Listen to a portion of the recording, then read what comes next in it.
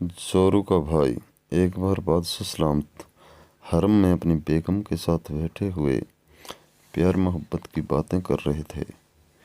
इतने में एक कनीज ने आकर बादशाह को अदब से सर झुकाकर सलाम किया और निहायत अदब के साथ फरमाया, अली जहां, आपके साले साहब तशरीफ़ लाए हुए हैं।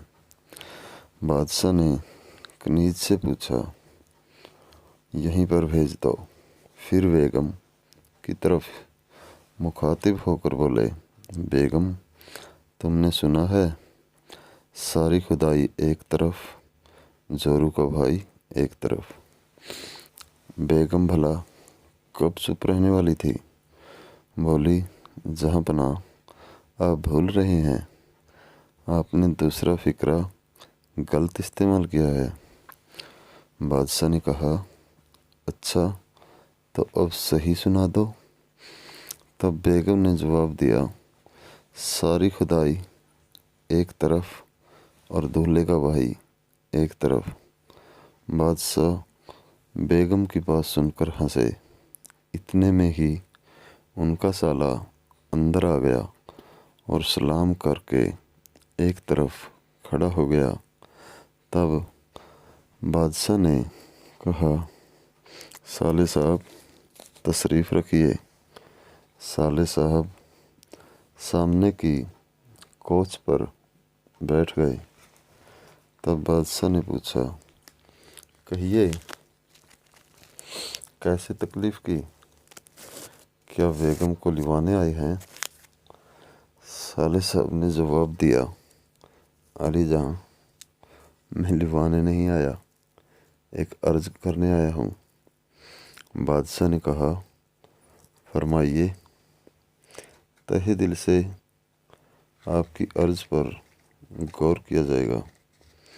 यह सुनकर साले साहब ने अंदर ही अंदर खुश होकर कहा, एक मर्तबा हजूर ने फरमाया था कि अगर बिरबल की काबिलियत का कोई मुसलमान हो तो हम बिरबल की जगह उसे दे सकते हैं। बादशाह ने कहा, बेशक। साले साहब ने जवाब दिया, जहाँपना, मेरी परीक्षा ले ली जाए और अगर मैं परीक्षा में ठीक साबित हो गया तो मेरा चुनाव उस जगह पर किया जाए। बादशाह अपने साले की बात सुनकर एक बार तो थोड़ा हंसे, फिर बेगम की तरफ देखते हुए बोले, साले साहब, अगर आप परीक्षा में खरे उतरे तो यकीन मानिए हम आपको वज़ीर बना देंगे। उसी समय बादशाह ने अपनी कनीज को कोयले की डली ले आने का हुक्म फरमाया। वह कनीज कोयले की डली को एक निहायत ही खूबसूरत रकाबी में रखकर बादशाह के सामने हाजिर हो गई। तब बादशाह उस कोयले की डली को अपने साले साहब को देते हुए बोले, साले साहब, अगर आप 3 दिन के अंदर इस कोयले को 10,000 रुपये में बेच आओगे तो हम आपको बिरबल से होशियार समझेंगे। यही आपकी परीक्षा होगी। बादशाह की बात सुनकर साले साहब के पाँव से ज़मीन खिसकने लगी। वह बेहद अफसोस के मारे घर आ गए और मन ही मन कहने लगे, या अल्लाह, इस कोयले का तो कोई एक पैसा भी न देगा। भला यह 10,000 रुपये में कैसे बिक सकता है। इस परीक्षा को कैसे पूरा करूं? बादशाह ने बीरबल को अपने से जुदा न करने के लिए मुझ पर भारी जुल्म किया है। या खुदा, वज़ीर आज़म बन ही नहीं सकता। बीरबल भी तो इस कोयले के 10,000 रुपये नहीं ला सकता। क्यों न मैं बादशाह से इस बात को कहूँ। इस प्रकार सोच विचार करते हुए तीसरे दिन बादशाह के सामने रोनी सी सूरत में बोले, हजूर, गुस्ताखी माफ। इस कोयले के 10,000 रुपये कोई नहीं दे सकता। यह तो एक पैसे का भी नहीं। तो बादशाह ने हंसते हुए कहा, घबराने की कोई बात नहीं, आप दरबार में तशरीफ़ लाइए। अतः साले साहब दरबार में पहुँचे। तभी दरबारी उनको निहायत सुस्त देख उनकी सुस्ती का सबब पूछने लगे।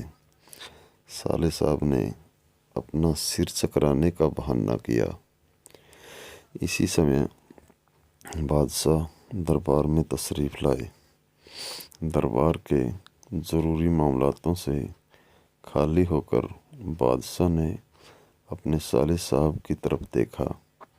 तब इशारा समझकर साले साहब ने दरबार में एक विशेष दरबारी को वह कोयले की डली को देकर बादशाह के सामने पेश करने को कहा। वह विशेष दरबारी उस कोयले की डली को लेकर बादशाह के सामने ले गया और पेश कर दी। बादशाह वह कोयले की डली बीरबल को दिखाते हुए बोले, बीरबल, तुम इस कोयले को कितने दाम में बेच सकते हो? बीरबल बोले, जितने में आप कहें हजूर, उतने में ही बेच दूं। बीरबल ने उससे कहा।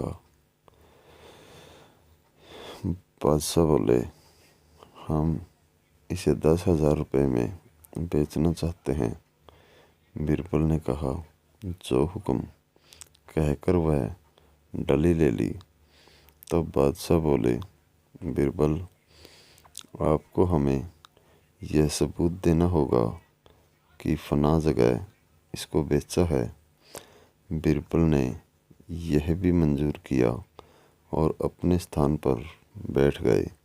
दरबार से आकर बीरबल ने एक दर्जी को काली मखमल का ढीला कुर्ता पजामा और टोपी सीने का आदेश दिया। फिर कोयले की डली को काफ़ी बारीक पिसवाया। जब पिसते पिसते वह डली सुरमे जैसी हो गई तो उन्होंने उसे एक आलीशान जवाहरात की डिब्बी में रखा। फिर उस डिब्बी को लेकर एक सोने के डिब्बी के अंदर रखा। इसके बाद उस डिब्बी को एक बड़ी चांदी की डिब्बी के अंदर रखा। इस प्रकार इस डिब्बी को उन्होंने 7 धातुओं की डिब्बियों के अंदर रख लिया। तब डिब्बे को भी एक चमड़े की पेटी में रख लिया। इसके बाद एक काली आबनूस की हीरे पन्नों के नगों से जड़ी हुई छड़ी निकाली, जिसकी मूठ सोने की थी। इतने में ही दर्जी कपड़े ले आया। उन कपड़ों में भी बीरबल ने जगह जगह पर कीमती जवाहरात और नग जड़ लिए। गले में भी बेशकीमती नगों की मालाएं पहन ली। तब कपड़े पहने, हाथ में वह छड़ी लिए बीरबल मुंबई पहुँचे, जहाँ एक आलीशान सराय में जाकर आलीशान कमरे में जा ठहरे और शहर में मुनादी करा दे कि शहर बगदाद से एक सुरमे वाला आया है, जिसके पास ऐसा सुरमा है जिसे लगाने से उसके मरे हुए घर वाले दिखाई देने लगते हैं।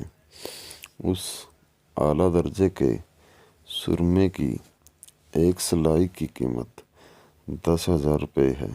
यह मुनादी सुनकर शहर भर में तहलका मच गया। हर आदमी अपने मरे हुए को देखने की ख्वाहिशमंद था, लेकिन सुरमे की कीमत सुनकर सबकी अकल खराब थी। उड़ते उड़ते यह खबर एक मारवाड़ी सेठ तक पहुंची। उस सेठ ने नौकर को सुरमे वाले को लिवाने सराय में भेजा। नौकर ने सराय में पहुंचकर बिरबल को सेठ जी की फरमाइश बताई। बिरबल खुश होते हुए उस सेठ के पास पहुंचे। रास्ते से ही एक भीड़ उनके साथ हो ली। वहां पहुंचकर नौकर ने बिरबल से हवेली के अंदर चलने को कहा। बिरबल बोले, हम किसी के घर नहीं जाते, अतः अपने सेठ को बाहर बुलाइए। नौकर ने सेठ से सारा हाल कह दिया। तब सेठ जी अपने बाग में आ गए। वहीं एक कुर्सी पर बिरबल बैठ गए। लोगों की भारी भीड़ भी वहीं बैठ गई। तब बिरबल ने अपने चमड़े की पेटी खोली। फिर डिब्बी में से डिब्बी निकालने लगे। फिर वह 7वीं जवाहरात की डिब्बी निकाली। सेठ जी तथा सब लोग बिरबल के बेशकीमती लिबास, मालाएं तथा नग देखकर प्रभावित हो गए थे। तब बिरबल ने सेठ जी से कहा, 10,000 रुपये लाइए और देखिए अपने मरे हुओं को। सेठ जी ने 10,000 रुपये की मोहरें मंगवाकर बिरबल को दे दी, जिन्हें बिरबल ने संभाल कर रख लिया। फिर एक सिप्पी की बनी हुई सलाई निकाली और सुरमे से लपेटकर सेठ की आंख के पास लाकर बोले, सेठ जी, सुरमे की एक और तारीफ यह है कि इसमें उसी आदमी को अपने बुजुर्ग दिखाई देते हैं जो अपने माँ बाप से पैदा हो, दोगले से नहीं। यह कहकर बिरबल ने सेठ की आंख में सलाई लगा दी और बोले, कहो सेठ जी, आपको बुजुर्ग दिखाई दे रही हैं या नहीं? सेठ ने सोचा कि अगर नहीं कहता हूँ तो इतनी बड़ी भीड़ और नौकर चाकरों के सामने दोगला साबित होता हूँ। तब वह बड़े संकोच के साथ बोले, हाँ, मुझे सब दिखाई दे रहे हैं। तब बिरबल ने कहा, अच्छा,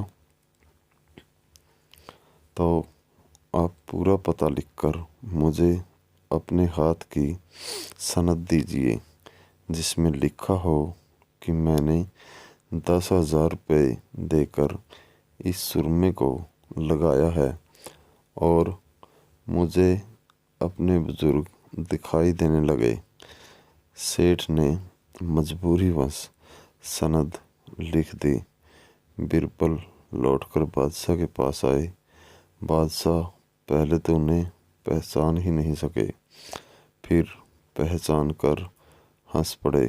बिरबल ने बादशाह को शुरू से आखिर तक का वृत्तांत सुनाकर सनद दिखा दी, जिसे सुनकर वह देखकर सारा खिलखिला उठे।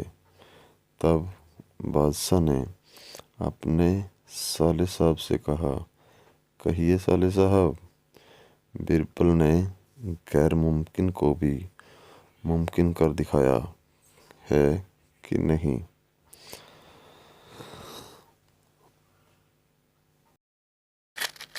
इस प्रकार दोस्तों बीरबल के पास अकबर की हर बात का जवाब था और वह उसे अच्छी तरह कर दिखाते थे।